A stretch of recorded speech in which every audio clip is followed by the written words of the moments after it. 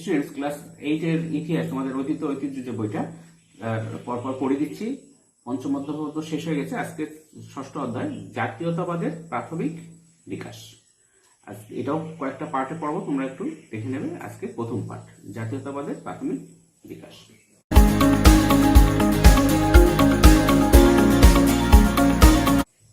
দেখো এখানে জাতীয়তাবাদ, এই জাতীয়তাবাদের জাতি কথাটা কিন্তু সংকীর্ণ অর্থ নয়। জাতির কথা মানে এখানে যে ব্রাহ্মণ শূদ্র সব এইরকম ব্যাপারটা না। এখানে জাতি মানে হচ্ছে আমরা ভারতীয়, আমাদের জাতি হচ্ছে আমরা ভারতীয়। এইখানে জাতি মানে এই যে ভারতীয় তত্ত্বের ধারণা, এইটা হচ্ছে জাতি। ঠিক আছে, আমরা যে এক, আমরা ভারতীয়। তখন তো এই এখন যেমন বাংলাদেশ পাকিস্তান আলাদা হয়ে গেছে, সেরকম ব্যাপারটা ছিল না। তখন এই ভারতীয় উপমহাদেশ পুরোটাই মিলেই কিন্তু ভারতবর্ষ ছিল। এই ভারতবর্ষের জাতি ঊনবিংশ শতকের শেষ দিক থেকে ভারতবর্ষের স্বাধীনতা সংগ্রামে ভারতীয় জাতীয় কংগ্রেস গুরুত্বপূর্ণ ভূমিকা পালন করেছিল। 1885 খ্রিস্টাব্দে বোম্বাইতে জাতীয় কংগ্রেসের প্রথম সভা বসেছিল। তোমাদের অনেক সময় শর্ট প্রশ্ন আসে যে জাতীয় কংগ্রেসের প্রথম সভা কোথায়? 1885 খ্রিস্টাব্দে বোম্বাইতে। ডিসেম্বর মাসে অনুষ্ঠিত সেই সভায় সভাপতি ছিলেন উমেশচন্দ্র বন্দ্যোপাধ্যায়। ওই সভা থেকেই ভারতীয় জাতীয় কংগ্রেসের শুরু হয়েছিল। তবে কংগ্রেস প্রতিষ্ঠার পিছনে অবসরপ্রাপ্ত ইংরেজ কর্মচারী অ্যালান অক্টাভিয়ান হিউমের উদ্যোগ ছিল। হিউম তার কাজের সূত্রে গোটা উপমহাদেশ ঘুরেছিলেন। সেই সুবাদে বিভিন্ন প্রদেশের রাজনৈতিক নেতাদের সঙ্গে তার যোগাযোগ ছিল। হিউম সেই নেতৃবৃন্দকে একসঙ্গে আলোচনায় বসার জন্য বলতে থাকেন। পুনায় একটি বৈঠকের উদ্যোগ নেওয়া হয়, যদিও পুনায় কলেরার প্রকোপ দেখা যায় ওই অধিবেশন সেখানে করা সম্ভব হয়নি। তার বদলে বোম্বাই শহরের গোকুলদাস তেজপাল সংস্কৃত কলেজে অধিবেশনটি বসে। সেই অধিবেশনে জাতীয় কংগ্রেসের প্রথম অধিবেশন। আসলে প্রথমে কিন্তু জাতীয় কংগ্রেস প্রতিষ্ঠা হয়েছিল, কিন্তু যে ভারতীয়রা একটা ছাতার তলে আসবে, ব্রিটিশদের বিরুদ্ধে লড়াই করবে, এরকম ব্যাপারটা নিয়ে প্রতিষ্ঠা হয়নি। অ্যালান অক্টাভিয়ান হিউমের উদ্যোগ ছিল কি, যে ভারতীয়রা এক হোক, কিন্তু তারা দাবি দেওয়া নিয়ে সঠিকভাবে ব্রিটিশ প্রশাসনের কাছে জানাক। ব্রিটিশ প্রশাসন আর জাতীয় কংগ্রেসের মধ্যে একটা সমঝোতা থাকবে এবং ব্রিটিশ প্রশাসন তাদের সুযোগ সুবিধা দেবে, কিছু অভাব অভিযোগ শুনবে। এরকম একটা উদ্দেশ্য নিয়ে জাতীয় কংগ্রেসের প্রথমে প্রতিষ্ঠা। কিন্তু পরবর্তীতে আর হিউমের হাতে রাস্তা থাকে না, তখন পুরো জাতীয় কংগ্রেস কিন্তু চেঞ্জ হয়ে যায়। দেখো, জাতীয় কংগ্রেসের আগে জাতীয়তাবাদী সভা সমিতি। ভারতের জাতীয়তাবাদী আন্দোলন গড়ে ওঠার পিছনে গুরুত্বপূর্ণ ভূমিকা নিয়েছিলেন বেশ কিছু সভা সমিতি। 1836 খ্রিস্টাব্দে বঙ্গভাষা প্রকাশিকা সভাকে প্রথম জাতীয়তাবাদী সংগঠন রূপে চিহ্নিত করা হয়। রাজনৈতিক দাবি দেওয়া তুলে ধরার প্রশ্নে প্রথম রাজনৈতিক সংগঠন হিসেবে গড়ে ওঠে জমিদার সভা 1838 খ্রিস্টাব্দ। মূলত কলকাতা, বোম্বাই ও মাদ্রাস প্রেসিডেন্সি তিনটিতে আঞ্চলিক গোষ্ঠী স্বার্থকে প্রাধান্য দিয়ে আরো অনেক সভা সমিতি গড়ে উঠতে থাকে। এইসব সভা সমিতির মূল কাজ কি ছিল? এইসব সভা সমিতির কাজ হচ্ছে তাদের যে বিভিন্ন দাবি দেওয়া ব্রিটিশ প্রশাসনের কাছে, সেইগুলো তুলে ধরা। 1857 খ্রিস্টাব্দ থেকে 1885 খ্রিস্টাব্দে ভারতের জাতীয় কংগ্রেস প্রতিষ্ঠার আগে পর্যন্ত সময়কালকে তাই অনেকেই সভা সমিতির যুগ বলেছেন। এই যে 1857 থেকে 1885 খ্রিস্টাব্দ, যদি বলে সভা সমিতির যুগ কথা, সভা সমিতির যুগ বলতে 1857 থেকে 1885 খ্রিস্টাব্দ ভারতের জাতীয় কংগ্রেস প্রতিষ্ঠার আগের সময়টায়। তখন কিন্তু যত কিছু দাবি দেওয়া সব এই সভা সমিতির মাধ্যমেই ব্রিটিশ প্রশাসনের কাছে বলা হতো। সেই জন্য এই সময়টাকে বলা হচ্ছে সভা সমিতির যুগ। কিন্তু যখনই জাতীয় কংগ্রেস প্রতিষ্ঠা হয়ে গেল, তখন কিন্তু আর এই আঞ্চলিক স্বার্থ নয়, জাতীয় কংগ্রেস এক ছাতার তলায় সবার স্বার্থ রক্ষার জন্য চেষ্টা করতে শুরু করে। তাহলে নির্দিষ্ট গোষ্ঠী স্বার্থ রক্ষা করার উদ্দেশ্যে থাকলেও ধীরে ধীরে এই সংগঠনগুলি আঞ্চলিক স্তরে জাতীয়তাবাদের প্রসারে ভূমিকা নিয়েছিল। যদিও এই সভা সমিতিগুলি আঞ্চলিক সমস্যাগুলো তুলে ধরার চেষ্টা করতো, কিন্তু সবাই আস্তে আস্তে কি হয়েছিল, আঞ্চলিক স্তরে জাতীয়তাবাদের যে প্রসার, তার এরা একটা ব্যাপক ভূমিকা নেয়। এই যে ভারতীয়, আমরা ভারতীয়, ব্রিটিশ আমাদের বিরোধী, ব্রিটিশ আমাদের শাসন করছে, হ্যাঁ, এইটা আস্তে আস্তে তারা বুঝতে শেখে এবং ব্রিটিশদের বিরুদ্ধে আন্দোলন আরো দৃঢ় হয়। নবগোপাল মিত্রের জাতীয় মেলা বা হিন্দু মেলা, শিশির কুমার ঘোষের ইন্ডিয়ান লীগ 1875 খ্রিস্টাব্দে, কর্নেল অলকট ও মাদাম ব্লাভাটস্কির থিওসফিক্যাল সোসাইটি এবং সুরেন্দ্রনাথ বন্দ্যোপাধ্যায় ও আনন্দমোহন বসুর ভারত সভা বা ইন্ডিয়ান অ্যাসোসিয়েশন 1876 খ্রিস্টাব্দ, এগুলি বিশেষ গুরুত্বপূর্ণ। এগুলোর কিন্তু সব গুরুত্ব আছে। এরা ভারতের জাতীয় কংগ্রেস শুধু নয়, ভারতের জাতীয়তাবাদীর বিকাশে, জাতীয়তাবাদী মানে ভাবধারা প্রসারে এরা কিন্তু ব্যাপক ভূমিকা নিয়েছিল। এবার দেখো একটু টুকরো কথা, ইলবার্ট বিল বিতর্ক। ইলবার্ট বিল বিতর্ক কিরকম? কোন ভারতীয় বিচারকে ইউরোপীয়দের বিচার করার অধিকার ছিল না। যারা ভারতবাসীরা যারা সিভিল সার্ভিস পরীক্ষা দিয়ে বিচারক হলো, তারা কিন্তু ইউরোপীয়দের বিচার তারা করতে পারতো না। গভর্নর জেনারেল লর্ড রিপনের আইনসভার সদস্য সিপি ইলবার্ট বিচার বিভাগীয় ক্ষেত্রে এই অসাম্য দূর করার চেষ্টা করেন। তার প্রস্তাবিত একটি বিলে ভারতীয় বিচারকদের ইউরোপীয়দের বিচার করার অধিকার দেওয়া হয়। এই বিলের প্রতিবাদে ইউরোপীয়রা সংগঠিতভাবে বিদ্রোহ ঘোষণা করে। এই যে শ্বেতাঙ্গ আর কৃষ্ণাঙ্গ, এই যে সমস্যাগুলো, এটা কিন্তু ব্যাপক ছিল। ভারতীয়রা হচ্ছে কৃষ্ণাঙ্গ, অর্থাৎ তারা এই শ্বেতাঙ্গ ইউরোপীয়দের বিচার করতে পারবে না। কোন রকম অন্যায় করলেও তার বিচার কিন্তু ভারতীয় বিচারকরা করতে পারত না। এই একটা অসাম্য ছিল বিচার বিভাগে, সেইটা চেঞ্জ করা চেয়েছিলেন ইলবার্ট। সেই জন্য এই বিলের বিরোধিতা শ্বেতাঙ্গরা অবশ্যই করবে, এবং তারা করেছিল। শ্বেতাঙ্গদের এই আন্দোলনের ফলে ওই বিল প্রত্যাহার করা, এবং যথারীতি ওই বিল প্রত্যাহার করা। বিল জিনিসটা কি? বিল হচ্ছে কোনো আইন আনার আগে প্রথমে যে খসড়া হয়, খসড়া মানে প্রথমে আইনটা কি থাকবে, সেই বিলটা তাকে বলে বিল। এবং এই বিল যখন পাস হয়ে যায় তখন সেটাকে বলে আইন। এই হচ্ছে বিল আর আইনের পার্থক্য। বিল প্রত্যাহার হলে ভারত সভার উদ্যোগে ভারতীয়রা আন্দোলন শুরু করে। উভয় পক্ষের আন্দোলন ও পাল্টা আন্দোলন ইলবার্ট বিল বিতর্ক নামে পরিচিত। ভারত সভার আন্দোলনের জেরে ভারতীয় বিচারকরা শর্ত সাপেক্ষে ইউরোপীয় বিচারকদের বিচার করার অধিকার পায়, এবং এই বিলটা বাতিল হয়ে গেল। এই যে ভারত সভার এই আন্দোলনের জেরে কি হয়, ভারতীয় বিচারকরা শর্ত সাপেক্ষে কিছু শর্ত আরোপ করলো। ওরা কিছুটাতে ছাড় ছিল না, তাও কিছুটা একটা শর্ত আরোপ করে যে ইউরোপীয়দের বিচারকরা বিচার করার সুযোগ পায়, ইউরোপীয় বিচারকদের, হ্যাঁ, কিন্তু শর্ত সাপেক্ষে। এবার দেখো ইন্ডিয়ান অ্যাসোসিয়েশন বা জাতীয় সম্মেলন 1883 খ্রিস্টাব্দে। জাতীয় কংগ্রেস প্রতিষ্ঠার আগে জাতীয়তাবাদী সংগঠনের মধ্যে কলকাতার ইন্ডিয়ান অ্যাসোসিয়েশন বা ভারত সভা অন্যতম গুরুত্বপূর্ণ সংগঠন। ব্রিটিশ ইন্ডিয়ান অ্যাসোসিয়েশনের পদক্ষেপগুলি বড় বেশি রকম জমিদার ঘেঁষা ছিল। এরা কি, যারা জমিদার তাদের স্বার্থ রক্ষা বেশি করত। অন্যদিকে কম বয়সী সদস্য অনেকেই কেবল জমিদারদের পক্ষ ছেড়ে বৃহত্তর আন্দোলন তৈরি করতে উৎসাহ ছিলেন। তার ফলে সুরেন্দ্রনাথ বন্দ্যোপাধ্যায়ের নেতৃত্বে তরুণেরা সংগঠিত হন। সুরেন্দ্রনাথের সঙ্গে ব্রিটিশ সরকারের নানা বিষয়ে সংঘাত তৈরি হয়েছিল। এবং এই যে তরুণ তুর্কি বলা যায় যারা, এরা কিন্তু শুধু জমিদারদের স্বার্থ রক্ষার জন্যই বলবো যে জমিদারদের কিছু সুবিধা হয়, একটু সুবিধা দিলেই তারা ঠিক আছে ব্রিটিশ প্রশাসন, এরকম নয়। এরা চেয়েছিল যে না, শুধু বৃহত্তর ক্ষেত্রে সমাজের অন্যান্য মানুষদের ক্ষেত্রে তাদের দাবি দেওয়াকেও পৌঁছে দিতে হবে, তাদেরও আন্দোলনে সামিল করতে হবে। এর ফলে কি ছিল, তরুণরা, তাদের মধ্যে উল্লেখযোগ্য ছিলেন সুরেন্দ্রনাথ বন্দ্যোপাধ্যায়ের নেতৃত্বে তরুণেরা সংগঠিত হন। 1876 খ্রিস্টাব্দে সুরেন্দ্রনাথ ও আনন্দ মোহন বসুর নেতৃত্বে ইন্ডিয়ান অ্যাসোসিয়েশন বা ভারত সভা তৈরি হয়। তাহলে ভারত সভা কবে তৈরি হয়? 1876 খ্রিস্টাব্দে। কার উদ্যোগে? সুরেন্দ্রনাথ ও আনন্দ মোহন বসুর নেতৃত্বে। দেশের জনগণকে বৃহত্তর রাজনৈতিক কর্মকাণ্ডে একজোট করাই ওই সংগঠনের প্রধান লক্ষ্য ছিল। ভারত সভা বা ইন্ডিয়ান অ্যাসোসিয়েশনের উদ্যোগে 1883 খ্রিস্টাব্দে প্রথমবার একটি সর্বভারতীয় সম্মেলন বা জাতীয় সম্মেলন কলকাতায় আয়োজন করা হয়। ওই সম্মেলনের সভাপতিত্ব করেন রামতনু লাহিড়ী। দেখো, জাতীয় কংগ্রেসের প্রতিষ্ঠার পিছনে হিউমের ভূমিকাকে নিয়ে এক ধরনের অতিকথন তৈরি হয়েছিল। যে হিউম চেয়েছিল যে ব্রিটিশরা, মানে হিউমের মাধ্যমে জাতীয় কংগ্রেস প্রতিষ্ঠা হলে, হিউম যেহেতু মানে ভারতীয় নয়, তাহলে কি হবে, এই যে কংগ্রেসের সাথে ব্রিটিশদের একটা সুসম্পর্ক বজায় থাকবে, এরকম একটা ধারণা তৈরি হয়েছিল। 1913 খ্রিস্টাব্দে প্রাক্তন সিভিল সার্ভেন্ট উইলিয়াম ওয়েডারবার্নের লেখা হিউমের একটি জীবনী সেই জন্য তাই। এই যে জীবনীতে এমন ভাবে তিনি ওয়েডারবার্ন বলেছিলেন আর কি, শুনলে বুঝতে পারবে।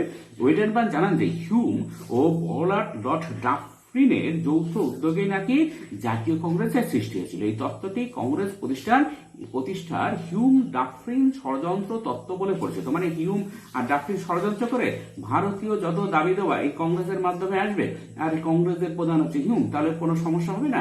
এই যে ষড়যন্ত্র তৈরি, এইটাকে বলে হিউম ডাফরিন ষড়যন্ত্র। আসলে এটাকে এই সামনে এসছে কেন? ওয়েডারবার্নের লেখার মাধ্যমে। তার এই যে জীবনী, ওয়েডারবার্নের হিউমের জীবনী লিখেছেন ওয়েডারবার্ন, সেই ওয়েডারবার্নের এই লেখার জন্য এই ষড়যন্ত্র তত্ত্ব মানে প্রচার পায়। আসলে বাস্তব কিন্তু এর নয়।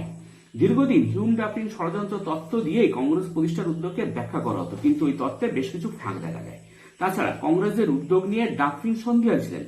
সংখ্যালঘিষ্ঠের প্রতিনিধি হিসেবে তিনি কংগ্রেসকে বিদ্রুপ করেন। ফলে ডাকটিনের নানা বক্তব্য থেকে কংগ্রেস বিষয়ে তার নেতিবাচক মনোভাব ফুটে ওঠে।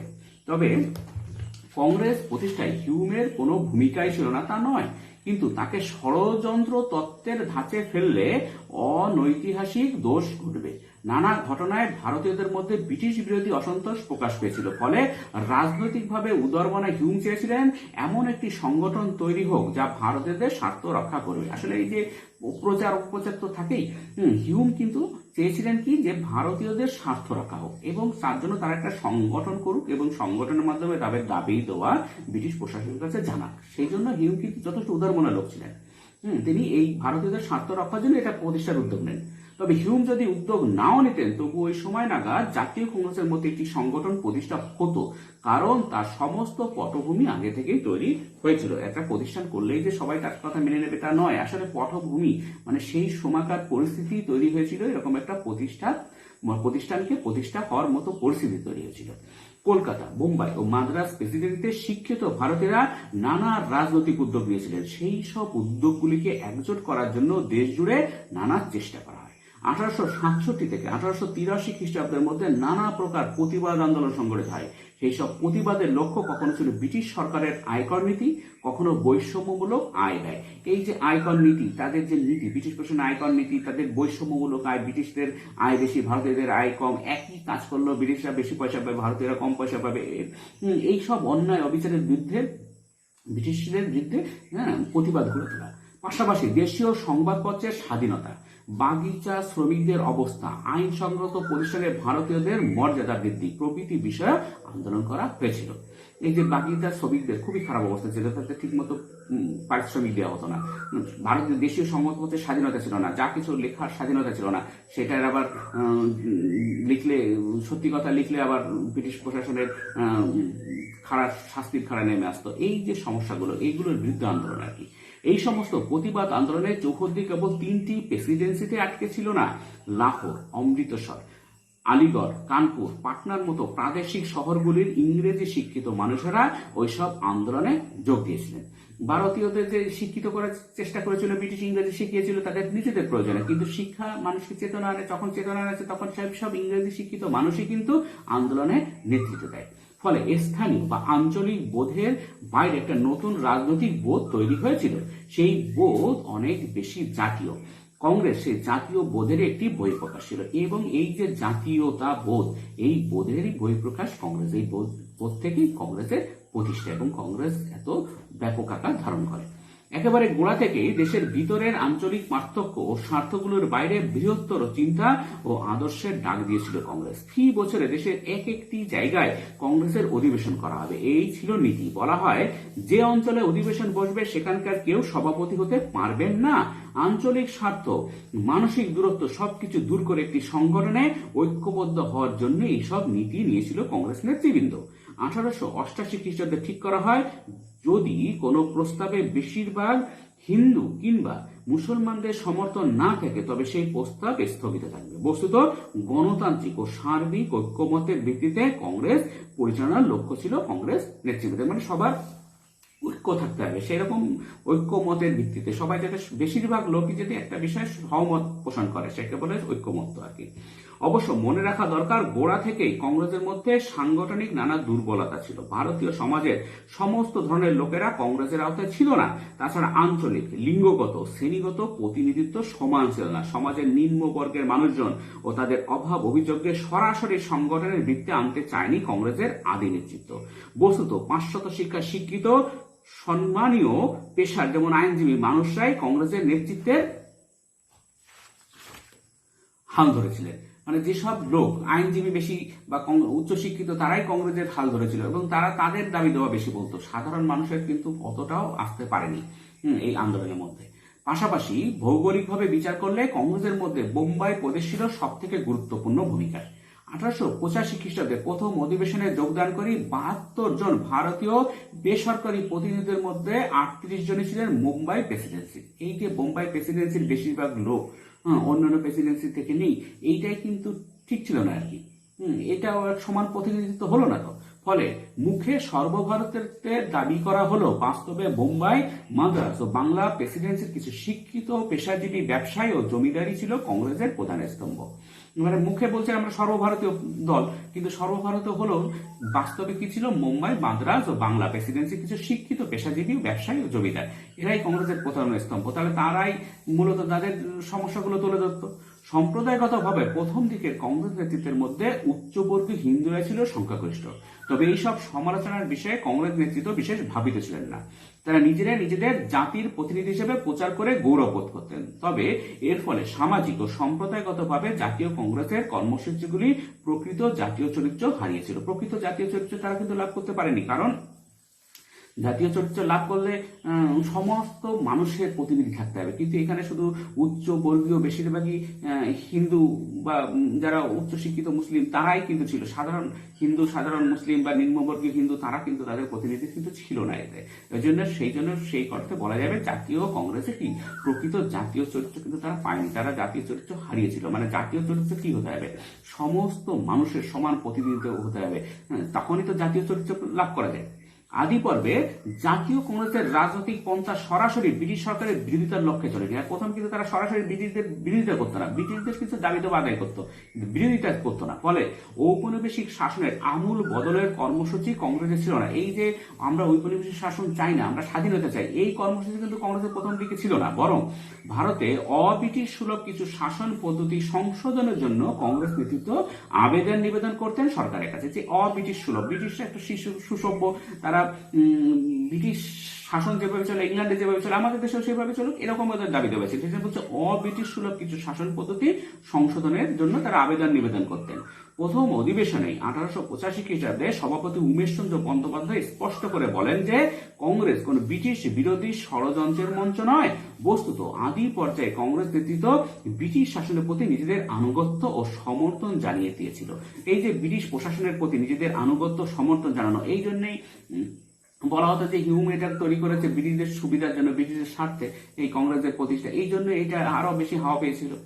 আর ঠিক সেই কারণে হিউমকে মধ্যস্থ হিসেবে জড়িয়ে নেওয়া হয়েছিল কংগ্রেসের কাজকর্মের সঙ্গে, যাতে কিনা ব্রিটিশদের সাথে সুসম্পর্ক বজায় থাকে। তারপর আশা করা হয়েছিল ব্রিটিশ সরকার কংগ্রেসকে সন্দেহের নজরে দেখবে না। এইভাবে 1885 খ্রিস্টাব্দ থেকে 1905 থেকে 7 খ্রিস্টাব্দের মধ্যে 20 থেকে 22 বছর জাতীয় কংগ্রেস ভারতের উচ্চ বর্গের মানুষদের রাজনৈতিক প্রতিনিধিত্ব করতে থাকে। ফলে তবে সরকারের কাজে ভারতীয় জনগণের সম্মুখ অংশগ্রহণ থাকা উচিত, কংগ্রেসের দাবিটির গুরুত্ব ছিল।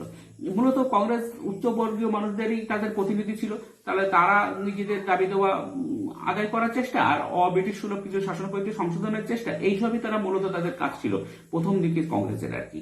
এই 1885 খ্রিস্টাব্দ থেকে 1905 থেকে 7 খ্রিস্টাব্দ এর মধ্যে 20-22 বছর মোটামুটি জাতীয় কংগ্রেস এই উচ্চ বর্গের মানুষদের প্রতিনিধি আর এইভাবে চলতেছিল। কিন্তু তবে সরকারের কাজে ভারতীয় জনগণ সম্মুখ অংশগ্রহণ থাকা উচিত, কংগ্রেসের এই দাবিটা একটা গুরুত্ব ছিল যে সরকারের কাজে যে ব্রিটিশ প্রশাসনে আর কি ভারতীয় জনগণ থাকবে, তাহলে তারা কিন্তু ব্রিটিশ প্রশাসনের উচ্ছেদ চায়নি, ভারতীয় জনগণ তাতে অংশগ্রহণ করুক সেটাই বেশি চাইছিল। এবার দেখো টুকরো কথায় ব্রিটিশ শাসনের দমনমূলক কয়েকটি আইন। 1876 খ্রিস্টাব্দে লর্ড নর্থ ব্রুক জারি করেন নাট্যাভিনয় নিয়ন্ত্রণ আইন। এই যে তোমাদের প্রশ্ন আসে, উচ্চ ক্লাসেও প্রশ্ন আসে, নাট্যাভিনয় নিয়ন্ত্রণ আইন কে জারি করেন? Lord Northbrook. কবে? 1876 খ্রিস্টাব্দে। এই আইনের উদ্দেশ্য কি ছিল? এর উদ্দেশ্য ছিল জাতীয়তাবাদী ভাবধারার নাটকগুলির প্রচার বন্ধ করা। যে জাতীয়তাবাদী ভাবধারার যে নাটকের মাধ্যমে প্রচার, লেখকের কলমকে কেড়ে নেওয়া আর কি, এই নাটকগুলো বন্ধ করতে হবে। তারপর লর্ড লিটনের বেশ কিছু পদক্ষেপ নিয়ে ভারতীয় সংবাদপত্রগুলি বেজায় সমালোচনা করে।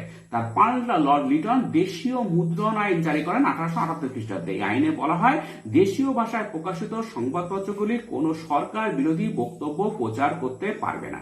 যদি এর অন্যথা হয় তবে সরকার ওই সংবাদপত্রের ছাপাখানা বাজেয়াপ্ত করে। মানে সরকারের বিরুদ্ধে কিছু লেখা যাবে না, দেশীয় ভাষায় কোনো সংবাদপত্রে সরকারের সমালোচনা করা যাবে না। তাহলে যদি সমালোচনা করো তাহলে ছাপাখানা তোমার সংবাদপত্র বাতিল হয়ে যাবে আর কি। এই আইনের বিরুদ্ধে দেশ জুড়ে বিক্ষোভ প্রতিবাদ তৈরি হয়। শেষ পর্যন্ত 1881 খ্রিস্টাব্দে ভাইসরয় লর্ড রিপন ওই আইনটি বাতিল করেন। তো ব্যাপক আন্দোলন হওয়ার ফলে ব্যাপক আইনটা বাতিল হয়ে যায়। লর্ড লিটন ভারতীয়দের ব্রিটিশ বিরোধী কার্যকলাপ বন্ধ করার জন্য অস্ত্র আইন জারি করেছিলেন।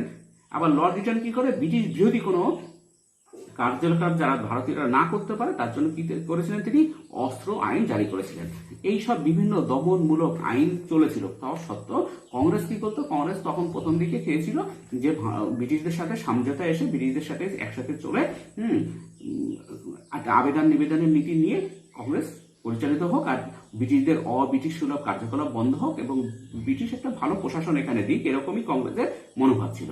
স্টুডেন্টস, আজকে এ পর্যন্ত, পরের ভিডিও পরের অংশ আলোচনা করবো। Thank you very much for watching.